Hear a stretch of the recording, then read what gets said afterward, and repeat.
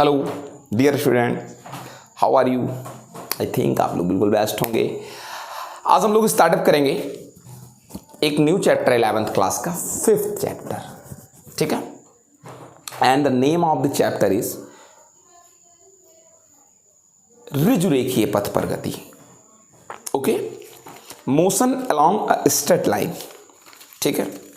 Motion along a straight line, actually इसके पहले जो हम लोग पढ़ रहे थे 4th चैप्टर तक, वो था फिजिकल वर्ल्ड एंड मेजरमेंट। वो फर्स्ट यूनिट थी हमारी, physical world and measurement. And आज से हम लोग 2nd यूनिट स्टार्ट करेंगे।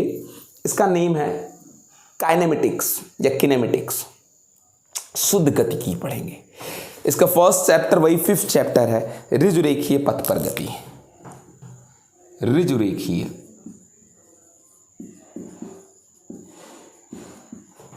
पथ पर गति। आप लोग की इंग्लिश मीडियम की क्लास भी शुरू होने वाली है, सीबीएसई बोर्ड, ठीक है ना। मैं बहुत जल्द कल परसों में अपलोड करना शुरू कर दूंगा, बता दीजिएगा सबको। Motion along a straight line path.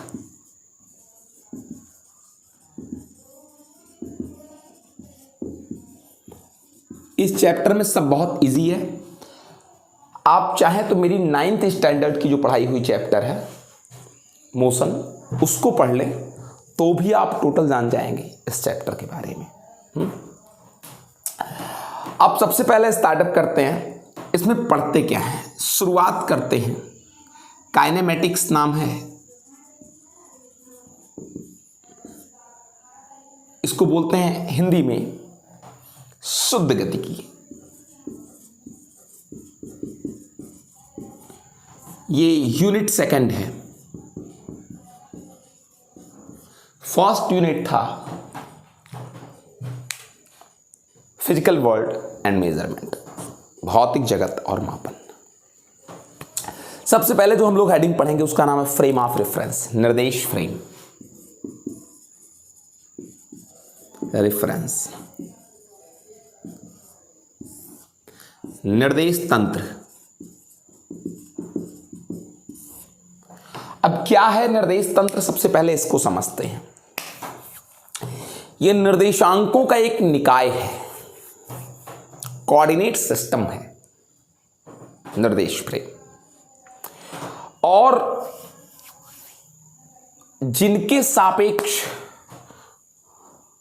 हम किसी वस्तु की गति को बताते हैं और उसकी स्थिति का निर्धारण करते हैं। निर्देशांकों का एक निकाय है जिसके रिस्पेक्ट में हम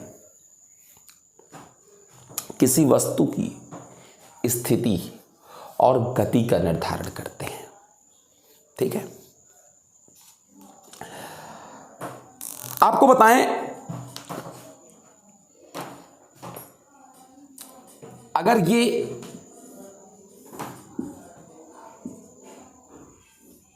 एक्स एक्सिस है, ये वाई एक्सिस है और जेड एक्सिस है, और कोई पॉइंट है, इससे इस पर आप लंब डालें, इस पर भी लंब डालें, और इसी पॉइंट से जेड एक्सिस पर भी लंब डालें, जेड एक्सिस पर भी लंब डालें, जेड एक्सिस हमारा ऐसे होता है बेटा। तो अगर ये डिस्टेंस x है, ये डिस्टेंस y है, एंड इस पर जो डिस्टेंस चला है ये वो z है, तो ये जो x y z है ना, यही कोऑर्डिनेट है, यही निर्देशांक है। और ये जो निर्देशांक है, इस मूल बिंदु के सापेक्ष किसी कण की स्थिति को दिखा रहा है, पोजीशन को दिखा रहा है कि आप कहां पर हैं। यहां से, वैसे मैं स्टेशन से 4 किलोमीटर दूरी पर पढ़ा रहा हूं, स्टेशन मेरे लिए मूल बिंदु है, वहां से मेरी स्थिति को बताई जा रही है। तो इस पॉइंट की स्थिति को निर्देशांक बता रहे हैं। इस मूल बिंदु के सापेक्ष कि आप x अक्ष पर इतनी दूरी पर हैं मूल बिंदु से, y अक्ष पर इतनी दूरी पर हैं और z अक्ष पर इतनी दूरी पर है मूल बिंदु से। अब मैं आपको बता दूं ये निर्देश तंत्र यही है, ठीक है ना। ये पूरा मिलाकर x y z ये पूरा मिलाकर निर्देश तंत्र है। इसी x y z के सापेक्ष हम किसी कण की स्थिति को क्या करते हैं, बताते हैं।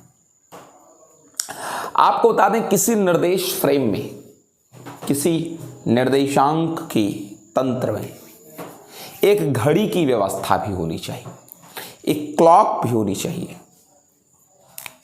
क्लॉक क्यों होना चाहिए सर? होना चाहिए क्यों? कि ये बता सकूं अगर मैं गतिमान हूं या मैं स्थिर हूं। वर्तमान समय 9:15 PM पर मैं यहां हूं, फिर 9:30 पर रात्रि की मैं यहां हूं।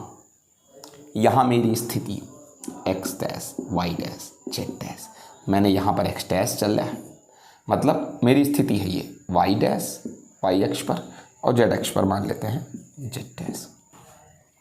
घड़ी की व्यवस्था इसलिए होनी चाहिए ताकि अलग अलग क्षणों पर हम अलग अलग स्थितियों का सही सही मूल्यांकन कर सकें, ठीक है ना। तब हमें पता लगता है कि मेरा यूनिक कंडीशन, यूनिक पोजीशन क्या है। पहले मेरी पोजीशन ये थी 9:15 पर, 9:30 पर मेरी पोजीशन ये है। भिन्न भिन्न क्षणों पर मेरी यूनिक पोजीशन को समझने के लिए, अद्वितीय, निश्चित, एथेंटिक, एक्यूरेट पोजीशन समझने के लिए एक घड़ी की भी व्यवस्था होनी चाहिए। और जब आप घड़ी की व्यवस्था कर देते हैं तो ऐसे निर्देश तंत्र को समय आकाश निर्देश तंत्र कहते हैं, टाइम स्पेस कोऑर्डिनेट सिस्टम बोलते हैं। एक्स वाई जेड टी, इसमें एक चीज और ऐड हो जाएगा, टी, ठीक है ना बेटा। अब आपको बता दें निर्देश तंत्र हमारे सिंपली दो तरीके के होते हैं जनरली, एक जड़त्वीय निर्देश तंत्र, एक अजड़त्वीय निर्देश तंत्र, एक इनर्शियल फ्रेम ऑफ रेफरेंस और एक non inertial frame of reference. इनकी डिटेल हम गति विषयक नियम चैप्टर में करेंगे, ठीक है ना। ये हमारा हो गया निर्देश तंत्र। अब हमको आगे क्या पढ़ना है? आगे हम स्टडी करेंगे दूसरा जो कॉन्सेप्ट हमको समझना है वो है बिंदु वस्तु का विचार।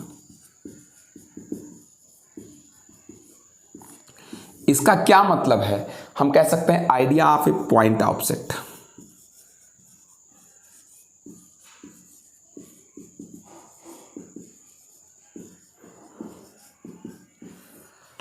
अब प्रश्न है सर इसके क्या मायने हैं? Idea of A point object एक हाइपोथेसिस है, एक परिकल्पना है। अगर आपको गति को समझना है तो आपको उस परिकल्पना, उस हाइपोथेसिस को समझना पड़ेगा। क्या चीज है? जैसे मान लें कि कोई ऑब्जेक्ट, कोई वस्तु बहुत छोटी है, बहुत छोटी,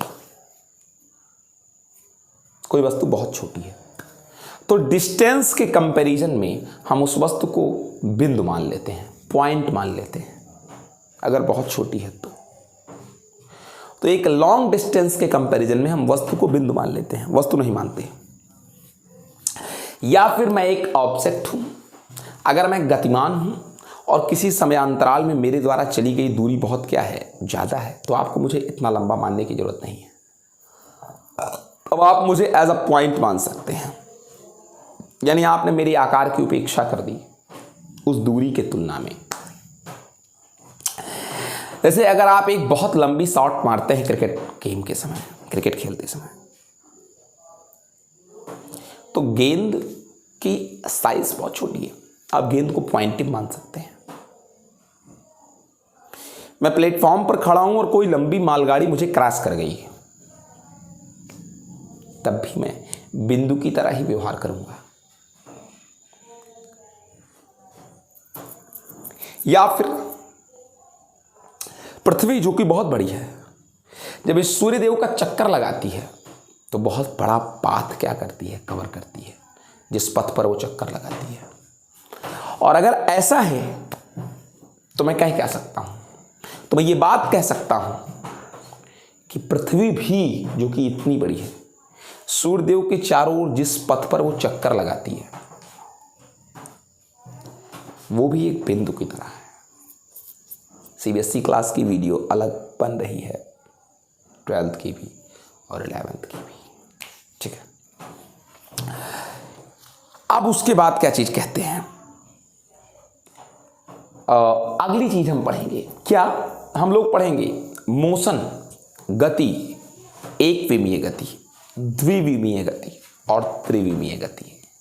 motion in 1 dimension, 2 dimension and 3 dimension. Motion in 1 dimension, 2 dimension and 3 dimension. ठीक है सर, चलिए ये भी पढ़ लेते हैं। आपको अगर समझाने की कोशिश करूं सबसे पहले एक विमीय गति,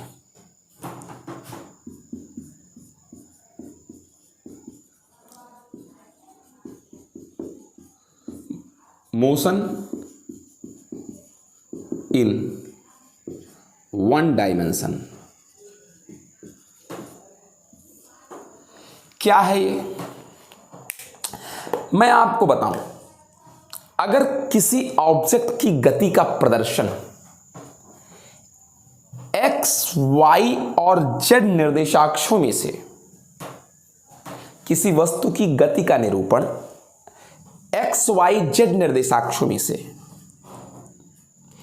किसी एक निर्देशांक चाहे x, चाहे y, चाहे z का समय के साथ परिवर्तन द्वारा दिखाएं। नहीं समझे होंगे, मतलब ये कि जैसे कि एक वस्तु है ये और किसी क्षण t पर इसकी पोजीशन x, y, z है और इसी वस्तु का अगले क्षण t डैश पर position x, y, z dash हो गया। यानी x की पोजीशन में कोई चेंज नहीं, y की पोजीशन पर कोई चेंज नहीं, केवल z की पोजीशन में चेंज हुआ, z डैश। इसका मीनिंग क्या निकला?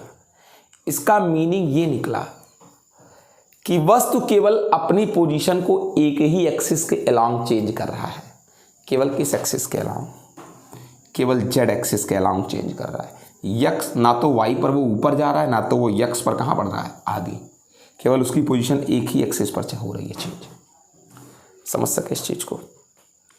यानी 2 अदर निर्देशांक नियत रहे x, y, या फिर x, z नियत रहे, केवल y बदले, ना वो x पर चले ना वो z पर चले, सिर्फ किस पर चले, y के समांतर चले। 2 कोई नियत रहे, एक ही बदले। ऐसा तब हो सकता है, कब हो सकता है?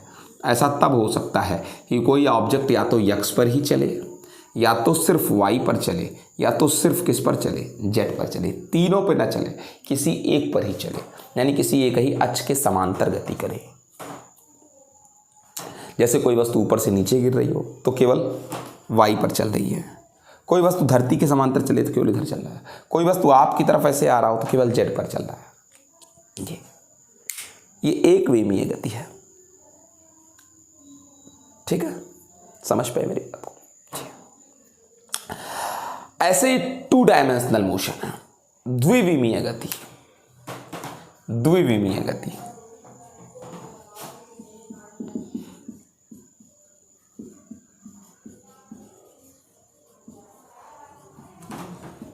Two dimensional motion.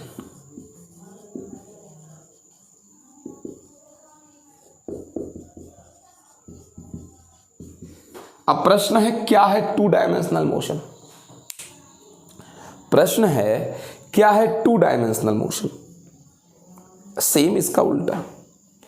अगर किसी वस्तु की गति का निरूपण करना है तो x, y, z 3 निर्देशाक्ष होते हैं, निर्देश अक्ष होते हैं, 3 एक्सिस होते हैं x, y, z।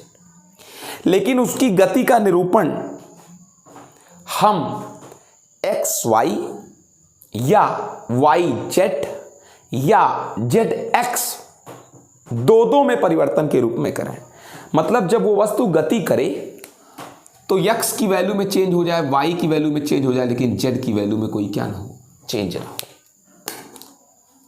या y की वैल्यू में चेंज हो जाए, z की वैल्यू में चेंज हो जाए, x की वैल्यू में कोई चेंज ना हो, या x की वैल्यू में चेंज हो जाए, z की वैल्यू में चेंज हो जाए, लेकिन y की वैल्यू में कोई चेंज ना हो। यानी वो एक साथ कई दिशा में गति करे, दो दिशा में।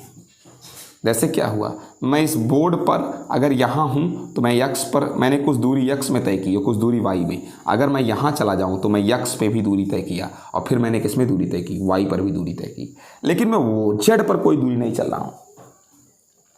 तो यानी कि क्या, जब गति इस प्रकार की हो कि दो अक्षों पर एक साथ परिवर्तन हो तो वो द्विविमीय गति कहलाती है।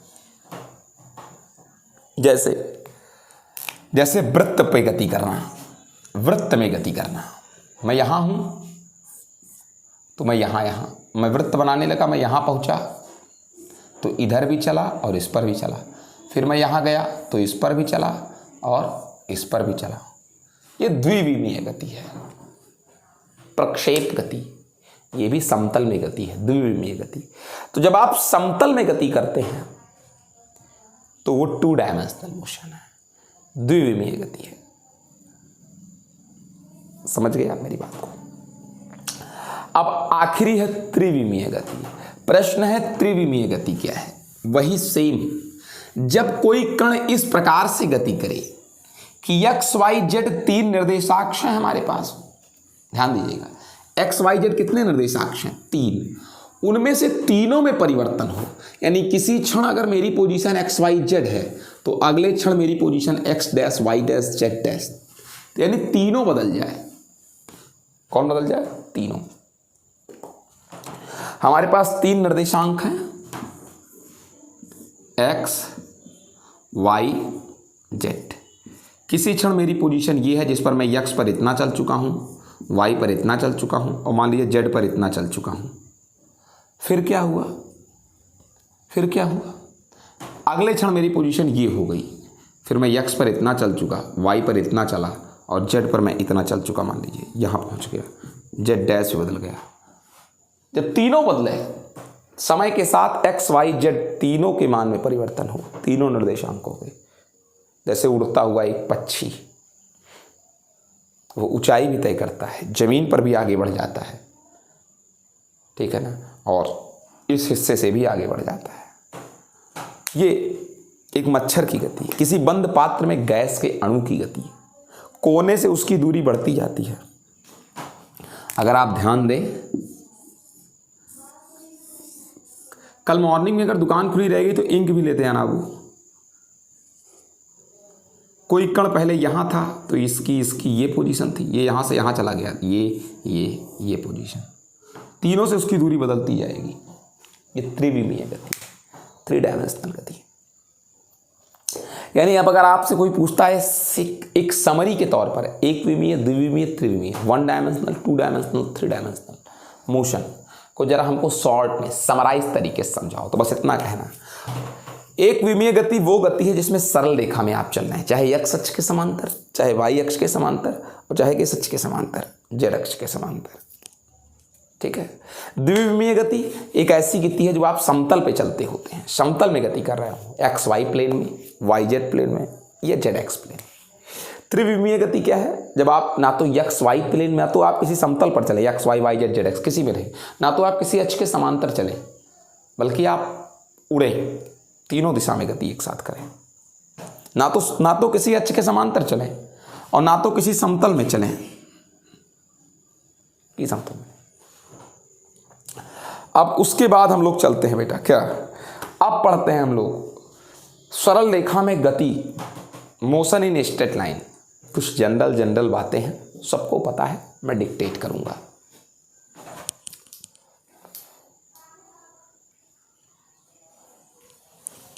सरल रेखा में गति, मोशन इन स्ट्रेट लाइन। सबसे पहले हम लोग क्या देखते हैं, हम आपको स्पष्ट बता देते हैं। सबसे पहले हम लोग पढ़ेंगे दूरी, डिस्टेंस। अब मैं आपको क्लियर कर दूं, ये कोई बड़ी चीज नहीं है, डिस्टेंस। अगर कोई कण सरल रेखा में गति करती है, यानी एक सीधी रेखा में चलती है, सरल रेखा, तो मैं आपको बता दूं कि जितना पथ वो चलेगा उस पथ की लंबाई को ही उस कण द्वारा चली गई क्या कहते हैं? दूरी कहते हैं। समझ सके इस चीज को बेटा? अब ये बहुत सिंपल है। अब क्या कहते हैं, अगर कोई कण सरल रेखा में गति करे और आप ये भी देखें कि लंबाई चलने के साथ साथ उसकी दिशा क्या है, दिशा को भी ध्यान दें, तो कण का क्या कहते हैं? विस्थापन उसे कहते हैं। यानी क्या कहते हैं? किसी सरल रेखा में गतिमान वस्तु की एक निश्चित दिशा में चली गई क्या दूरी, उस कण का क्या कहलाती है? विस्थापन। अगर सरल रेखा में कोई गतिमान है तो एक निश्चित दिशा में चली गई दूरी, उस कण का क्या कहलाती है? विस्थापन। या कह सकते हैं प्रारंभिक एवं अंतिम स्थितियों के बीच की न्यूनतम दूरी को विस्थापन कहते हैं। विस्थापन में दिशा जरूर होती है कि मैं कहां से चलना स्टार्ट किया हूं और मैं कहां पर क्या किया बेटा? पहुंचा। मैं आपको एक चीज स्पष्ट कर दूं, दूरी क्या है? पथ की लंबाई। अगर आप इधर 8 मीटर चले तो 8 मीटर, फिर चले आए वापस लौट के तो 8 दूनी 16 मीटर। लेकिन विस्थापन में दिशा का ख्याल रखना पड़ेगा। अगर इधर चले 8 मीटर, पीछे आ गए तो दिशा बदल गई तो -8 मीटर, तो नेट कितना विस्थापन हुआ? 0। जहां चले थे वहीं आ गए। अंतिम स्थिति भी यहीं से चले, यही प्रारंभिक स्थिति थी, लौट कर यहीं आ गई, यही अंतिम स्थिति। तो ये विस्थापन हो गया। यानी दिशाओं का ध्यान रखें। तो दूरी क्या है? किसी कण द्वारा चले गए तय किए गए पथ की लंबाई को उस वस्तु द्वारा तय की गई दूरी कहते हैं। विस्थापन एक निश्चित दिशा में कण द्वारा चली गई दूरी, एक सीधी रेखा में कण द्वारा चली गई क्या दूरी, एक निश्चित दिशा में, उस कण का विस्थापन कहते हैं। विस्थापन एक सदिश राशि है, डिस्प्लेसमेंट बोलते हैं इसको। और दूरी को डिस्टेंस, ये एक अदिश राशि है, दूरी में कोई दिशा नहीं है। सब लोग जान गए इस चीज को। अब आपको कुछ बातें और बता दें, ठीक है ना? दूरी का संबंध उस पथ से होता है जिस पर आप चलते हैं। विस्थापन का संबंध केवल प्रारंभिक और अंतिम बिंदुओं के बीच की दूरी है। आप किस पथ से, आप यहाँ से यहाँ ऐसे पहुँचे हो या कैसे पहुँचे हो, कोई मतलब नहीं। आपको सिर्फ प्रारंभ और अंतिम से मतलब है। ये विस्थापन है बेटा, डिस्प्लेसमेंट है, ठीक है ना? उसके बाद आपसे एक चीज़ कह दें, अगर आप चलेंगे तो दूरी कभी 0 नहीं होगी। कुछ ना कुछ तो आप चलेंगे अगर आप गतिमान हैं, लेकिन विस्थापन चलने के बाद भी 0 हो सकता है। गए और चले आए, यहीं से स्टार्ट किए थे, यहीं आकर पहुंच गए, यही प्रारंभिक यही अंतिम, तो विस्थापन कितना? 0। लेकिन दूरी कभी भी नहीं 0 हो सकता, क्योंकि चलोगे तो दूरी तो तय ही करोगे बेटा। उसके बाद आपको एक चीज़ और, दूरी कभी 0 नहीं हो सकती, विस्थापन हो सकता है। विस्थापन इधर चले तो प्लस में, इधर आ गए तो किसमें? माइनस में। विस्थापन धनात्मक भी हो सकता है और ऋणात्मक भी हो सकता है। जिस दिशा में गए वो धनात्मक, अगर उसके विपरीत दिशा में आए तो ऋणात्मक। लेकिन दूरी हमेशा धनात्मक होती है, वो कभी ऋणात्मक नहीं होती है। ये दूरी के बारे में बात है। आपको बता दें कि अगर मैं सरल रेखा में ना चलूं, ऐसे चलूं, तो दूरी मेरी ये है और विस्थापन मेरा ये है। प्रारंभिक एवं अंतिम बिंदुओं के बीच की न्यूनतम दूरी, और दूरी ये विस्थापन है। न्यूनतम दूरी सीधी स्ट्रेट लाइन में ये विस्थापन है, और दूरी ये है पथ की लंबाई। तो जाहिर सी बात है कि विस्थापन छोटा होगा दूरी से, दूरी बड़ा है। और अगर सीधी रेखा में चले तो यही विस्थापन यही दूरी, यानी बराबर भी हो सकता है दूरी और विस्थापन, लेकिन विस्थापन कभी बड़ा नहीं हो सकता दूरी से। इसको याद रखिएगा, ठीक है बेटा। अब अगला प्रश्न क्या है? अगली चीज जो हमको आपको पढ़नी है बेटा, वो है एक समान एवं असमान गति, uniform motion and non uniform motion. Uniform motion and non uniform motion क्या चीज है? Uniform motion and non uniform, असमान गति एवं एक समान गति। मैं आपको बता दूं, अगर कोई गतिमान कण समान समयांतरालों में समान दूरी तय करे, अगर कोई गतिमान कण समान समयांतराल में समान दूरी तय करता है, 1 घंटे में 10 किलोमीटर, 1 घंटे में 10 किलोमीटर, हर बार 1 घंटे में 10 ही किलोमीटर, तो मैं आपको बता देता हूं बेटा, वो क्या है बेटा? वो एक समान गति है हर समान समयांतराल। 1 सेकंड में 5 मीटर, फिर अगले 1 सेकंड में 5 मीटर, फिर अगले 1 सेकंड में 5 मीटर, ये एक समान गति है, यूनिफॉर्म मोशन है। फिर आपसे कहते हैं क्या, अगर कोई कण समान समयांतराल में भिन्न भिन्न दूरी तय करे तो असमान गति है। 1 सेकंड में 5 मीटर, अगले 1 सेकंड में 7 मीटर, अगले 1 सेकंड में 17 मीटर, असमान गति, नॉन यूनिफॉर्म मोशन। ठीक है, ये हो गया। अब आपको हमको पढ़नी है क्या बेटा, चाल और वेग, स्पीड एंड क्या बेटा, वेलोसिटी। अब ऐसा कोई नहीं है जो इसमें 9th क्लास नहीं पढ़ा हो। तो चाल और वेग क्या है, स्पीड एंड वेलोसिटी, बहुत सिंपल है, आइए दिखाते हैं। देखें, चाल एवं वेग, केवल रिपीट कर रहा हूं बस सारी चीजें, वरना 9th क्लास में भी यही है, स्पीड एंड वेलोसिटी। अगर मैं आपसे कह दूं कि किसी ऑब्जेक्ट की जो स्पीड है वो 80 किलोमीटर प्रति क्या है, घंटा है, चाल अगर किसी का 80 किलोमीटर प्रति घंटा है, तो इसका मतलब क्या है कि वस्तु 1 घंटे में 80 किलोमीटर क्या कर लेती है, चल लेती है। 1 घंटे में 80 किलोमीटर चल लेती है। फिर मैं कहूं अगली वस्तु का चाल 30 किलोमीटर प्रति घंटा है, यानी वो 1 घंटे में केवल कई किलोमीटर चल पाती है, 30 किलोमीटर। यानी इस कथन से क्या ज्ञान हो रहा है, इस कथन से केवल इतनी ही व्याख्या हो पाती है कि वस्तु की कितनी तेजी है। एक 80 किलोमीटर 1 घंटे में चली जाती है और एक 30 किलोमीटर जाती है। यानी इससे केवल वस्तु की गति का ज्ञान होता है, बस रफ्तार का ज्ञान होता है, कितनी तेजी से वस्तु चल रही है। इस बात की व्याख्या करने में बिल्कुल अस्पष्ट है ये कि वस्तु की स्थिति क्या है, बता नहीं सकती कि वस्तु है कहां। चाल किसी वस्तु की स्थिति को नहीं बता सकता कि वस्तु कहां है, किस दिशा में है। ठीक है ना। यानी हम चाल अगर पूछे क्या चीज है तो केवल इतना ही कह सकते हैं कि चाल का मतलब स्थिति परिवर्तन की दर, कि स्थिति में कितना बदलाव हो जा रहा है।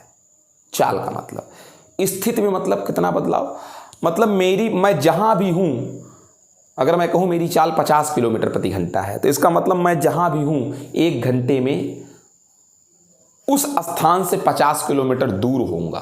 कहां होऊंगा कोई पता नहीं है, लेकिन आज जहां खड़ा हूं यहां से 50 किलोमीटर दूर चला जाऊंगा।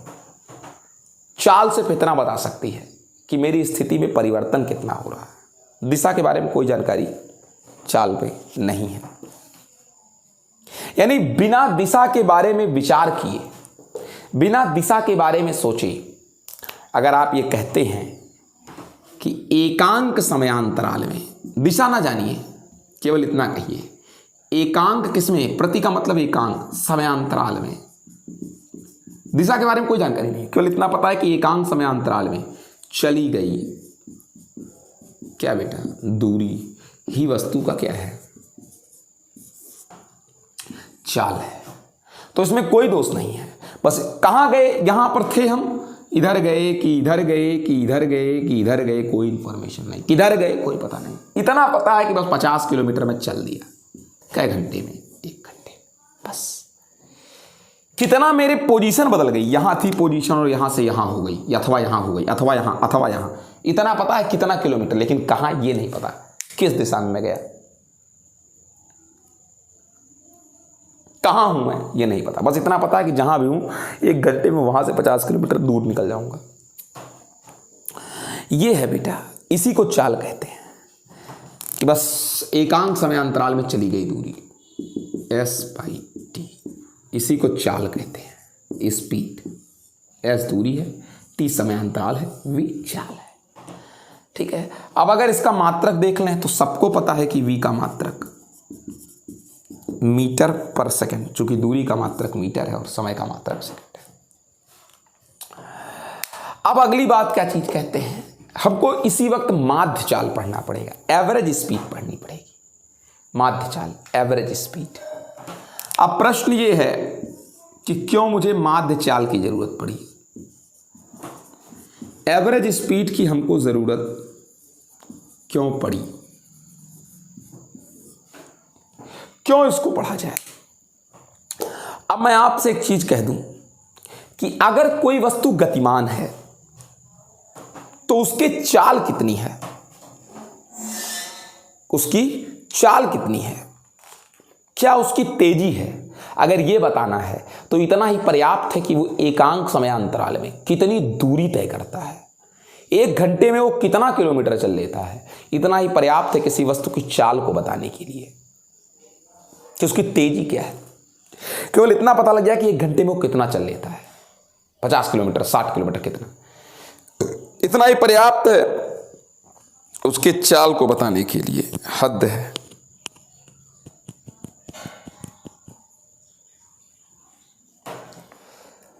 अब उसके बाद लेकिन यह भी तो सच है कि अगर मैं घर से गाड़ी लेकर निकला और 1 घंटे में अगर मैं पहले 30 किलोमीटर चल रहा तो ज़रूरी नहीं है कि मैं अगले 1 घंटे में भी 30 ही किलोमीटर चलूं।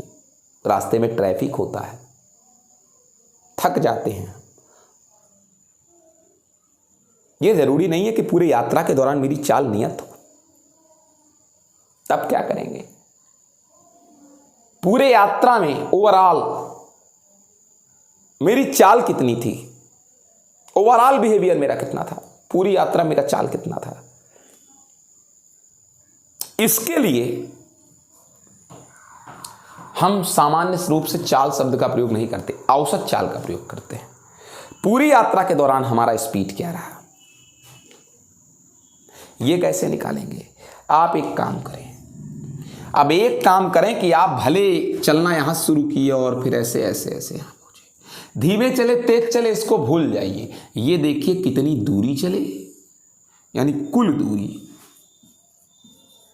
और ये कुल दूरी तय करने में जितना क्या लगा,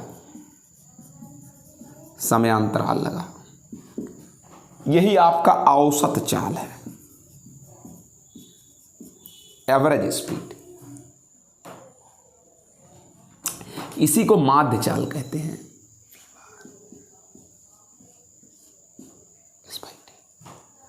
ठीक है ना, या आप इसको डेल्टा एस कह दें, समझ के बार लगाकर दिखाते हैं उस चाल को। ठीक, अब ये तो रही औसत चाल की बात। अब बात करते हैं तात्क्षणिक चाल, इंस्टैंटेनियस स्पीड। तात्क्षणिक चाल क्या है मैं आपको बताता हूं, देखिए।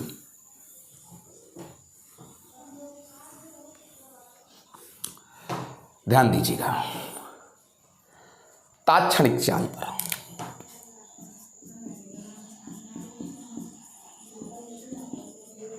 इंस्टैंटेनियस स्पीड,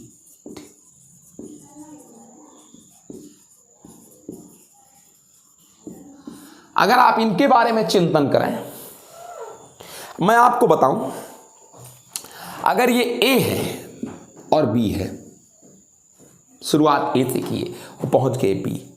अब मैं आपसे कह दूं ये जो हमारी औसत चाल है, यही डिस्टेंस हमारा पूरा डेल एस है, ये पूरा डिस्टेंस डेल्टा एस है, और इतना ही पूरा चलने में समय कितना लगा, डेल्टा टी। अब मैं आपसे कहूं कि ये जो मेरी औसत चाल वी बार है, ये ना तो ए पर है बेटा और ना तो क्या है, बी पर है। बस एक अमूमन एक सामान्य आंकड़ा बताती है कि हमने डेल्टा टी समय अंतराल में डेल्टा एस दूरी तय की, बस इतना बताता है।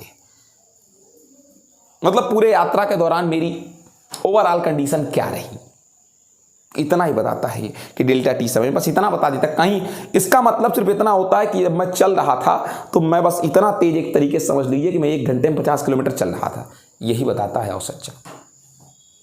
ओवरऑल कंडीशन, स्थिति अच्छी थी, बस 50 किलोमीटर चल रहे थे पर घंटे। ना तो ए पर है ये, ना तो बी पर है, बस पूरी यात्रा के दौरान मेरी लगभग तेजी क्या रही। लेकिन अगर कोई पूछ ले यहां तुम्हारी, अब ये तो बात पक्की ही है कि जहां भीड़ रही होगी वहां चाल कम हो गई होगी, कहीं रुकना भी पड़ा होगा, लेकिन क्या इससे प्रकट होगा?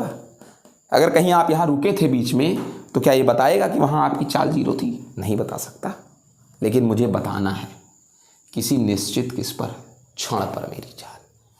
किसी निश्चित किस पर बेटा? क्षण पर मेरी चाल। तो किसी निश्चित क्षण पर अगर आपको आपकी चाल बतानी है, निश्चित क्षण पर, तो मैं आपको बताऊं, आपको डेल्टा टी को बहुत सूक्ष्म कर देना होगा।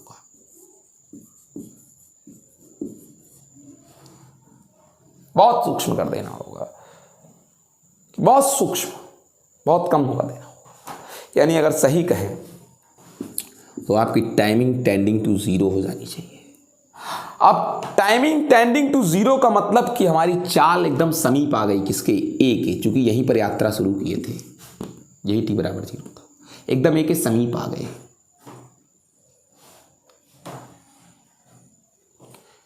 ठीक है ना? अब मैं आपको बता दूं कि इस इतने कम समय के दौरान जब डेल्टा टी टेंडिंग टू क्या था? 0, लिमिट डेल्टा टी टेंडिंग, उस समय जो मेरी औसत चाल थी, इसको तात्क्षणिक चाल कहते हैं। इसको आप ds/dt से दिखा सकते हैं,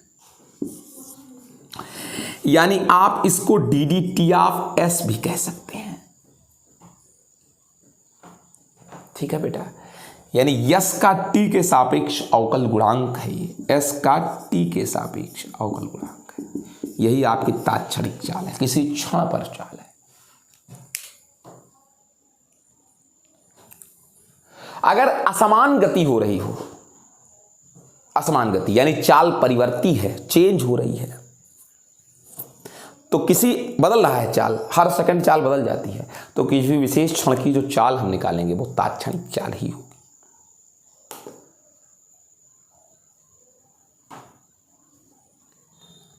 ठीक है? समझ पाए होंगे मेरी बात को। अब क्या कहते हैं? अब हम लोग चलेंगे बेटा वेग पर, वेलोसिटी पर।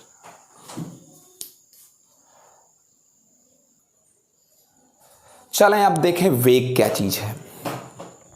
देखिए ये सब आम सी बातें हैं।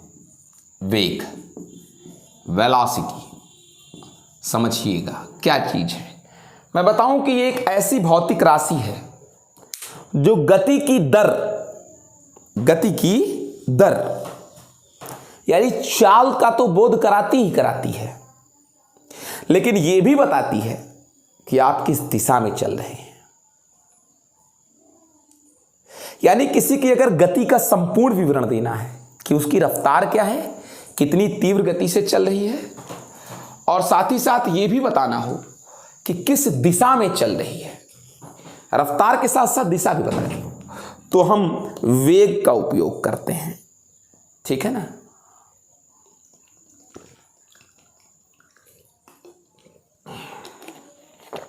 यानी चाल में तो हम कहते थे कि निश्चित समयांतराल में चली गई क्या? दूरी। लेकिन दूरी में दिशा नहीं होती, दूरी में दिशा नहीं होती। यहां से चलना शुरू किए और यहां पहुंच गए, कोई दिशा नहीं है इस पर। लेकिन अगर हम यहां से डायरेक्ट इसको मिला दें, इसमें दिशा है।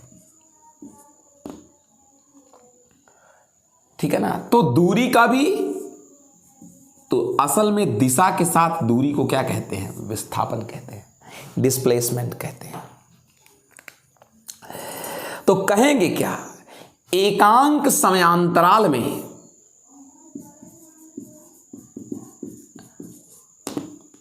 कण का कितना विस्थापन हुआ, यानी असल में आप एक निश्चित समय में कितना विस्थापित हो गए, इसे ही कण का वेग कहते हैं। वेलोसिटी ये एक सदिश राशि है, क्योंकि विस्थापन एक कैसी राशि है? सदिश राशि है।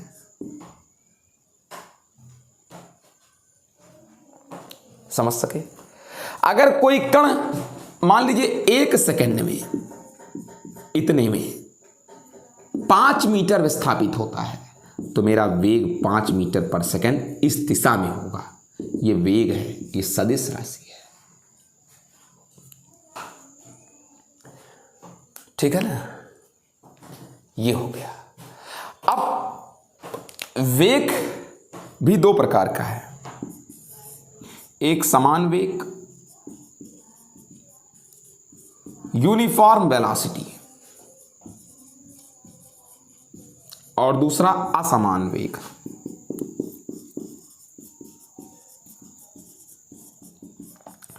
Non uniform velocity.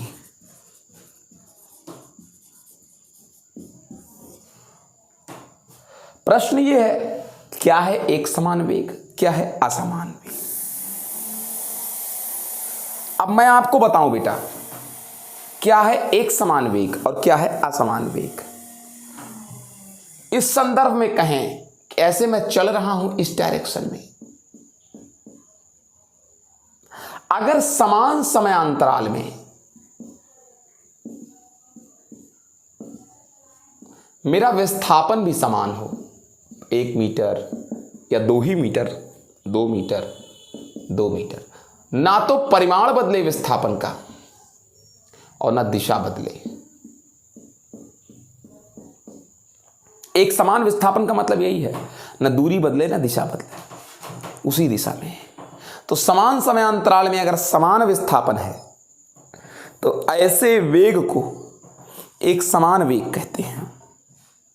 लेकिन अगर समयांतराल तो समान हो लेकिन विस्थापन ना समान हो, कभी 1 सेकंड में 2 मीटर, कभी 1 सेकंड में 3 मीटर, कभी 1 सेकंड में 4 मीटर, तो समान समयांतराल में असमान विस्थापन है। यह परिवर्ती वेग है, नॉन यूनिफॉर्म, असमान वेग। अब जरूरी नहीं है कि 2 मीटर 1 सेकंड में, अगर अगली बार 1 सेकंड में 2 ही मीटर चले लेकिन दिशा बदल गई तो भी विस्थापन क्या हो गया, असमान हो गया। तो परिवर्ती वेग 3 कंडीशन पर हो सकता है, विस्थापन का परिमाण बदल जाए तब भी समान समयांतराल में 2 से 3 4 मीटर हो जाए, या फिर विस्थापन का परिमाण समान रहे दिशा बदल जाए तो भी असमान वेग, समान समयांतराल में असमान विस्थापन हो गया, ये दिशा भी समान हो जाए, या फिर दोनों बदल जाए। हो सकता है एक बार 1 सेकंड में 2 मीटर चला हो उत्तर की ओर, नॉर्थ, और फिर 1 सेकंड में 5 मीटर चला हो दक्षिण की ओर चल गया हो, तो भिन्न भिन्न विस्थापन भी हो गया और भिन्न भिन्न दिशाएं भी हो, मतलब भिन्न भिन्न विस्थापन का मतलब परिमाण भी बदल गया और दिशा भी बदल गई, तो असमान वेग इसे कहते हैं। समान समयांतराल में भिन्न भिन्न विस्थापन, यह असमान वेग है।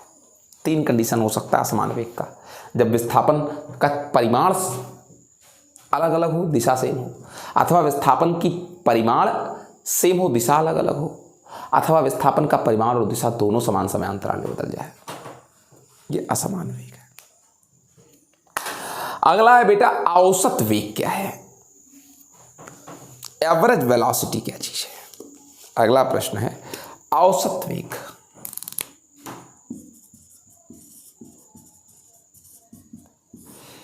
एवरेज वेलोसिटी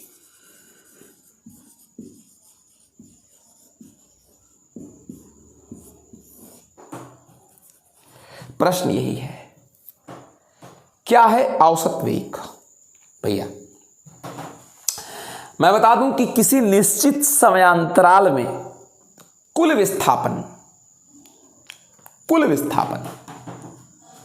मैं यहां से चला, यहां गया, फिर यहां आया, फिर यहां गया, फिर यहां गया, घूमते घूमते मैं फिर यहां आ गया, फिर यहां आया, तो ये मेरा कुल विस्थापन है।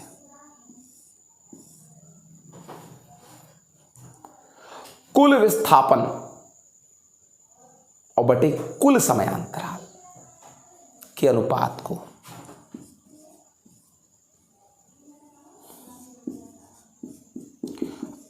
औसत वेग कहते हैं, और विस्थापन एक सदिश राशि है। ठीक है, अब प्रश्न आता है तात्क्षणिक वेग क्या चीज है। तात्क्षणिक वेग सेम चीज, किसी निश्चित क्षण पर वेग, यानी चाल भी बताओ और दिशा भी बताओ। तात्क्षणिक वेग, इंस्टैंटेनियस वेलोसिटी।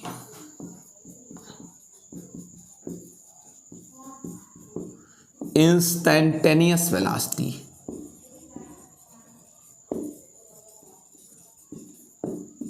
क्या चीज है समझिएगा। किसी क्षण आप चल रहे हो, ऐसे ऐसे गए थे, ये आपका विस्थापन था, समय आपने लिया था डेल्टा टी।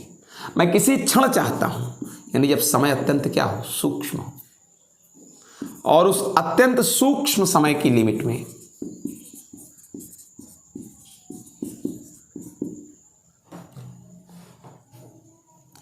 मेरा जो भी विस्थापन रहा बहुत थोड़े समय में, मान लीजिए पूरा समय 1 सेकंड का था, तो 1 सेकंड के करोड़वें भाग में मेरा विस्थापन कितना था। मान लीजिए मैं 100 मीटर चला 100 सेकंड में, 100 मीटर विस्थापन हुआ 100 सेकंड में, ये मेरा वेग है। लेकिन 1 सेकंड से भी 1000वें टुकड़े में, 1/1000वें सेकंड में मेरा विस्थापन कितना था, वो मेरा औसत वेग है, वो मेरा तात्क्षणिक वेग है। तात्क्षणिक वेग, इसको मैं दिखाऊंगा ds/dt से। अत्यंत सूक्ष्म समय अंतराल में वेग, वो तात्क्षणिक वेग। कुछ मूलभूत अंतर है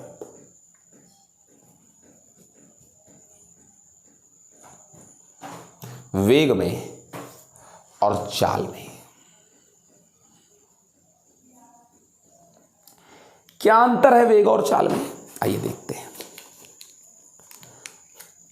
अंतर यह है बेटा, वेग एक सदिश राशि है, वेग एक सदिश राशि है, उसमें दिशा का महत्व है।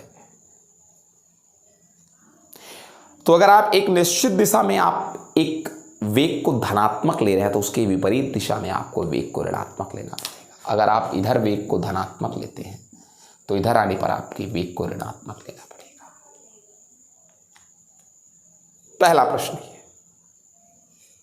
वेग धनात्मक भी हो सकता है, ऋणात्मक भी हो सकता है, और शून्य भी हो सकता है।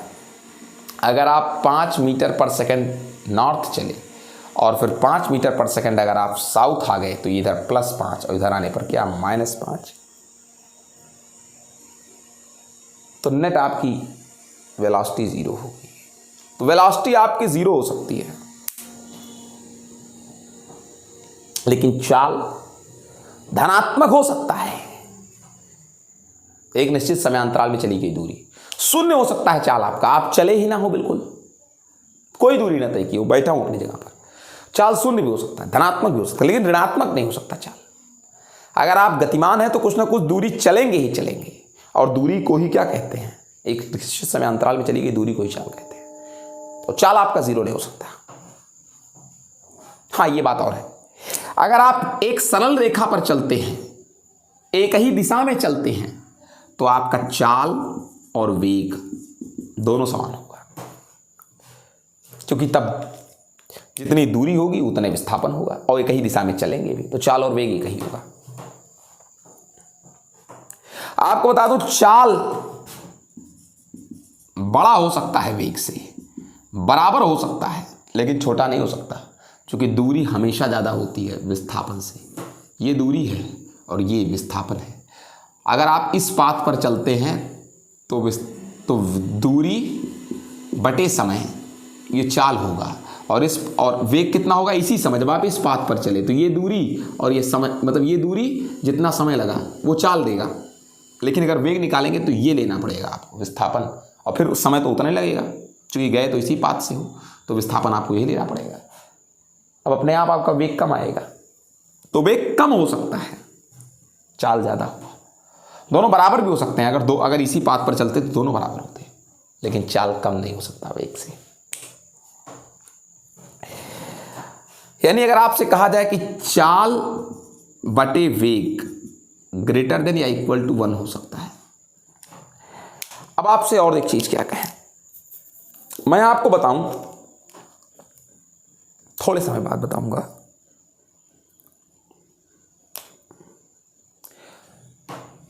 अगर आपसे कहूं कि कोई वस्तु अपने वेग में समान परिवर्तन करती है हमेशा, यानी अगर एक समान वेग से कोई गतिमान है, या यूं ना कहेंगे, अगर कोई वस्तु अपने वेग में हमेशा समान परिवर्तन करता है, मतलब मेरा वेग 2 मीटर पर सेकंड से 4 मीटर पर सेकंड, 4 मीटर पर सेकंड से 8 मीटर पर सेकंड, 8 मीटर पर सेकंड से 10 मीटर पर सेकंड, 10 मीटर पर सेकंड से 12 मीटर, एक समान वेग से, मतलब वेग में जो परिवर्तन है वो एक समान हो, नियत हो, तो मैं बता दूं कि औसत वेग कैसे निकालते हैं।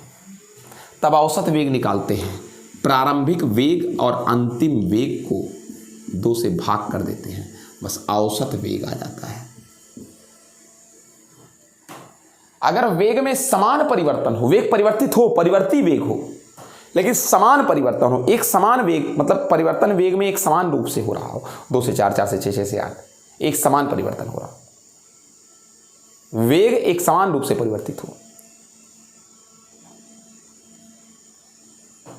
तो औसत वेग ऐसे निकालता है, u + v/2। अब अगली चीज आपसे क्या कहते हैं,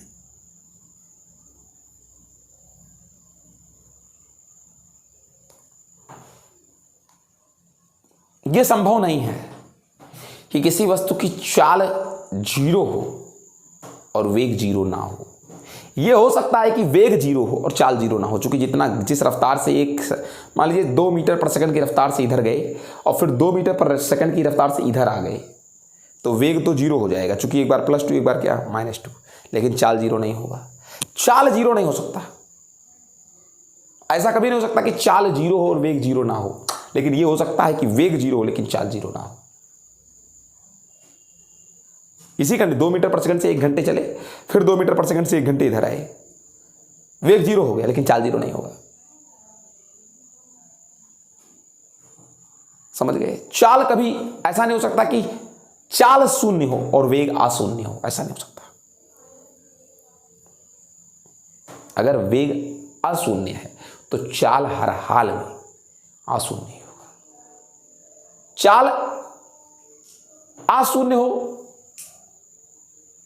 वेग 0 हो सकता है, लेकिन वेग अशून्य हो और चाल 0 हो जाए, ये नहीं हो सकता। ठीक, अब हम लोग आगे पढ़ेंगे बेटा त्वरण। देखिए त्वरण क्या चीज है।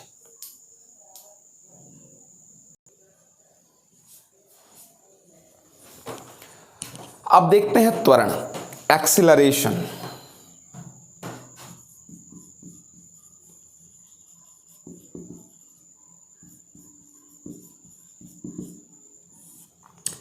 क्या चीज है त्वरण? सबसे पहले मैं आपको बताऊं कि सामान्य परिस्थितियों में होता क्या है। अगर हम कभी यात्रा कर रहे हों, क्या आपको लगता है कि आपकी गाड़ी की स्पीड पूरी जर्नी में सेम रही हो? ऐसा हो सकता है? कभी नहीं हो सकता। आपकी जर्नी में आपकी स्पीड बदलेगी जरूर, ऐसा हो ही नहीं सकता कि ना बदले। टाइम चेंज होने के साथ साथ आपकी स्पीड भी बदलती है जब आप जर्नी में होते हैं। बहुत बार सोचते हैं हम लोग कि जो हमारी स्पीड में चेंज हो रहा है, जो हमारी वेलोसिटी में चेंज हो रहा है, स्पीड छोड़िए, वेग में जो हमारे परिवर्तन हो रहा है, किससे इसकी तुलना करें? दूरी के सापेक्ष कि समय के सापेक्ष? मतलब कितनी दूरी चलने पर हमारा वेग कितना बदल जाता है, या कितने समय में हमारा वेग कितना बदल जाता है, यह सोचने की बात है। 1 घंटे में हमारी वेलोसिटी कितनी चेंज हो जाती है, कि 1 किलोमीटर चलने पर हमारी वेलोसिटी कितनी चेंज हो जाती है। गैलीलियो के पास बहुत कंफ्यूजन थी इस बात को लेकर के कि 1 सेकंड में हमारी वेलोसिटी कितनी चेंज हो जाती है, या 1 किलोमीटर चलने पर, क्योंकि रफ्तार तो हमारी बदलती है, इसमें कोई संदेह नहीं है। लेकिन प्रश्न यह है कि 1 किलोमीटर चलने पर कि 1 सेकंड में चलने पर कैसे मेजर किया जाए कि वेलोसिटी में कितना चेंज हो रहा है। गैलीलियो ने बहुत सारे चीजों का वेग परिवर्तन देखा, कुछ का समय के सापेक्ष, कुछ का दूरी के सापेक्ष, कि कितने समय में कितना वेग बदला या कितनी दूरी चलने पर कितना वेग बदला। लेकिन उनके समझ में यह बात आई कि नहीं, दूरी से तुलना करना अच्छी बात नहीं है, क्योंकि अगर कोई चीज आसमान से गिर रही हो तो हम उसकी दूरी को कैसे मेजर करेंगे, बड़ी कठिनाई हो जाएगी। उन्होंने कहा समय से कंपैरिजन करो, समय से, कि इतने समय में वेग इतना बदल जा रहा है। यानी वेग में जो आप परिवर्तन को देखो उसको समय के सापेक्ष, समय के सापेक्ष, कि कितने समयांतराल में वेग में कितना परिवर्तन हो रहा है, और उन्होंने कहा इसी चीज को हम क्या कहेंगे, त्वरण कहेंगे, एक्सेलरेशन कहेंगे।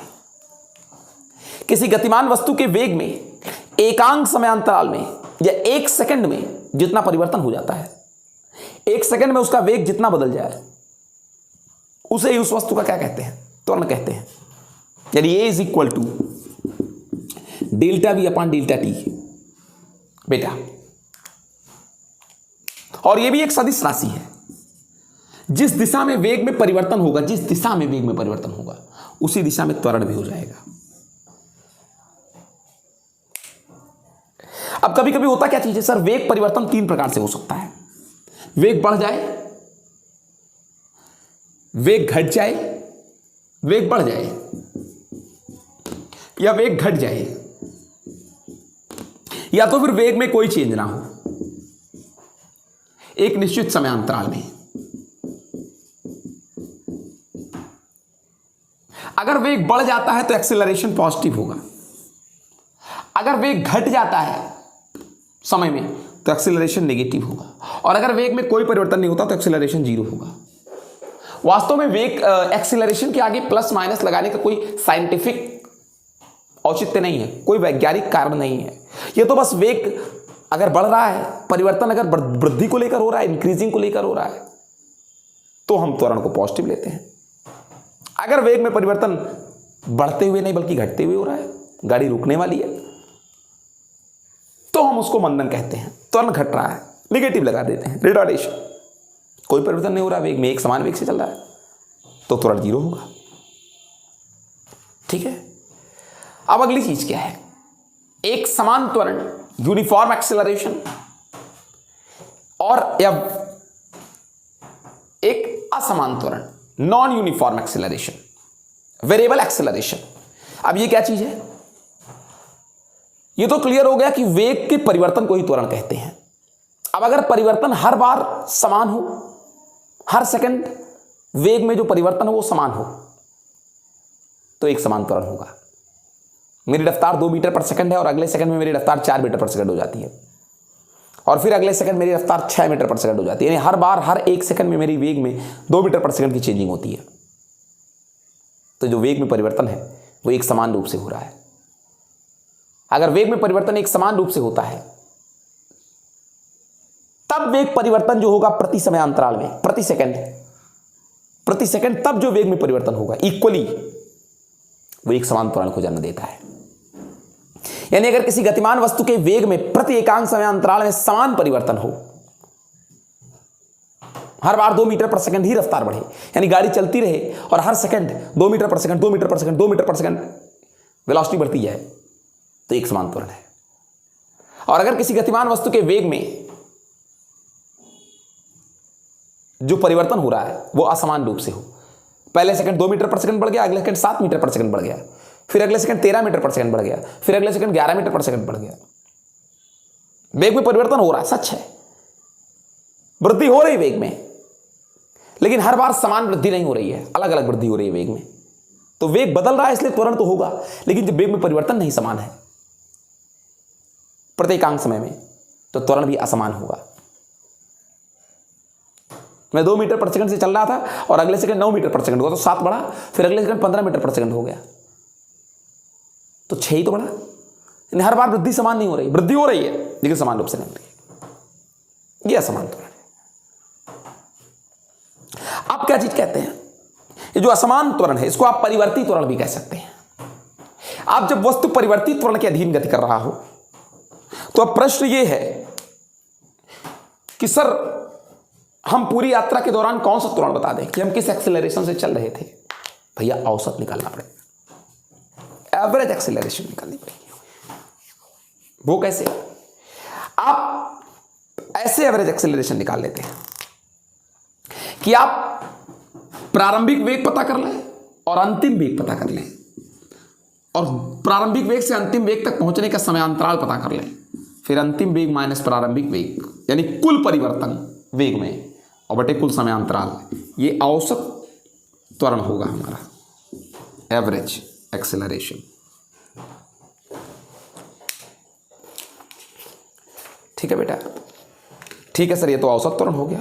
तो ये पूरी यात्रा के दौरान त्वरण आप औसतन बताएंगे, ओवरऑल बिहेवियर बताएंगे आप, मतलब गाड़ी के, मतलब एक औसत रूप से गाड़ी की रफ्तार कितना बदलती रही हर सेकंड ना। वो तो रियल नहीं होगा कि इस क्षण, वो रियल नहीं है कि इस क्षण पर इतना ही बदला। 4 बजकर, मैं चल रहा था सुबह 3 बजे निकला घर से, 4:15 पर हमारी गाड़ी की रफ्तार इतना बदल गई, ये नहीं बताएगा। बस औसतन हर सेकंड हम कितना बदलते रहे ओवरऑल, ना ये पहला है ना ये दूसरा है ना किसी क्षण पर है, बस एक औसत इतना बदलती रही रफ्तार हर सेकंड। लेकिन अगर कोई आपसे पूछ ले किसी क्षण पर कितना बदल जा रहा था तुम्हारा त्वरण, 3 बजे सुबह घर से निकले, 8 बजे रात में पहुंचे ऑफिस, मान लो बहुत समय लग गया, 3 बजे निकले घर से, कहीं जाना था, 8 बजे रात में पहुंचे, तो बीच में 5:17 पर तुम्हारी रफ्तार कितनी बदल गई, ये बताना है। इसके लिए आपको क्या करना पड़ेगा, समय को अत्यंत सूक्ष्म लेना पड़ेगा, यानी आपका समय अंतराल 0 की ओर जाए। उस समय जो आपका वेग में परिवर्तन होगा वो आपका औसत त्वरण होगा, इंस्टेंटेनियस त्वरण होगा, अत्यंत सूक्ष्म समय के लिए। इसको आप dv/dt कह सकते हो। इसको आप ऐसे भी लिख सकते हैं, ddT ऑफ v वेक्टर, वेग का समय के सापेक्ष अवकल गुणांक। या अगर आप चाहें मेरे बच्चों तो आप इसको ऐसे भी लिख सकते हैं, ये विस्थापन की दर, वेग को विस्थापन की दर कहते हैं, dt पहले से ही लिखा था, इसको dt2 ऑफ v कह सकते हैं। दूसरा अवकलन विस्थापन का दूसरा अवकलन, ये त्वरण है बेटा। सदिश राशि है त्वरण, और इसकी दिशा वही होती है जो वेग परिवर्तन की दिशा होती है। त्वरण धनात्मक भी हो सकता है अगर वेग बढ़े, त्वरण ऋणात्मक भी हो सकता है अगर वेग घटे, त्वरण शून्य भी हो सकता है अगर एक समान वेग से वस्तु चल रहा हो, वेग में कोई परिवर्तन ना हो। ठीक है बेटा, ये रहा। अब हम लोग अगली वीडियो में क्या पढ़ेंगे, गति के समीकरणों का निगमन। ग्राफीय विधि से तो हमने आपको बताया है, लेकिन फिर से बताऊंगा 11th स्टैंडर्ड पर, फिर से बताऊंगा। लेकिन पहले हम लोग गति के समीकरणों का निरूपण देख लें कलन विधि से, जो बिल्कुल नया है। ग्राफीय विधि तो आप 9th में पढ़े ही, कलन विधि से देखें।